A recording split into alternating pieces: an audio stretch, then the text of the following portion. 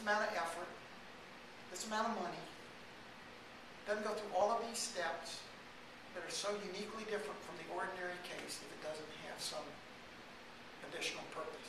And in my case, I believe, in the Hassan case, I believe it is to treat it as a death penalty case. Is it fair to say that They're now moving to formally request that evaluation and who have an independent duty when there is credible evidence that it may be an issue to get it resolved? It's the Army. I said a bail responsibility issue might be present and probably would be present in this case, but the people who have formally asked for it are the commanders. So anybody that dismissed that idea, laughed at that idea, I'd say, well, turn around and talk to the prosecutors. Now, knowing that it's an issue, the other issue is where do you get that properly resolved and examined? I just don't believe it can be done in the context of the military mental health community as we currently stand. anything else we should know?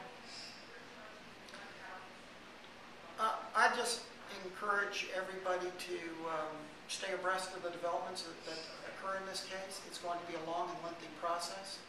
I'd ask that they, from time to time, go back and remember that it's difficult cases like this that are the cases that actually try our principles and put to the test, our ability to ensure fairness, impartiality, and a fair trial.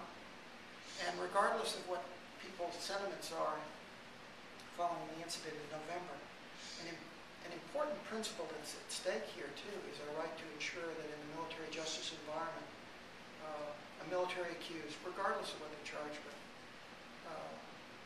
can expect to be treated fairly and be provided due process and a fair trial.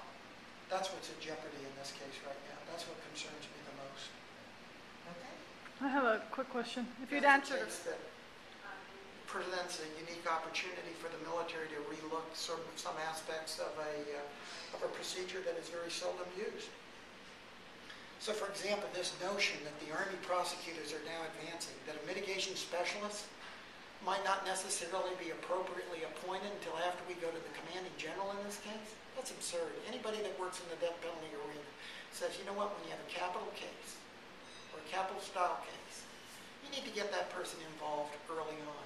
This foot dragging that we've seen on the part of the Army in this case is unacceptable, wholly unacceptable.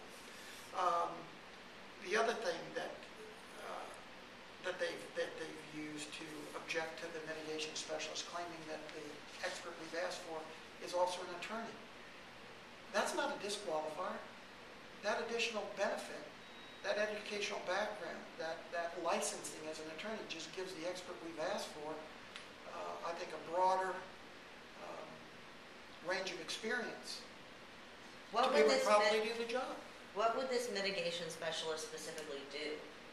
It would examine the whole life story of the defendant to present to a finder of fact and to the sentencing jury so that when they consider all of that information, that entire life story, they may conclude that no matter what Major Hassan may ultimately be found guilty of doing, in the context of determining whether or not his life, the death penalty, should be adjudged or not, that this might not be an appropriate case. And this isn't something that, we just kind of concocted on our own. The United States Supreme Court has said this is a necessary part of the death penalty style cases. Death penalty cases are different.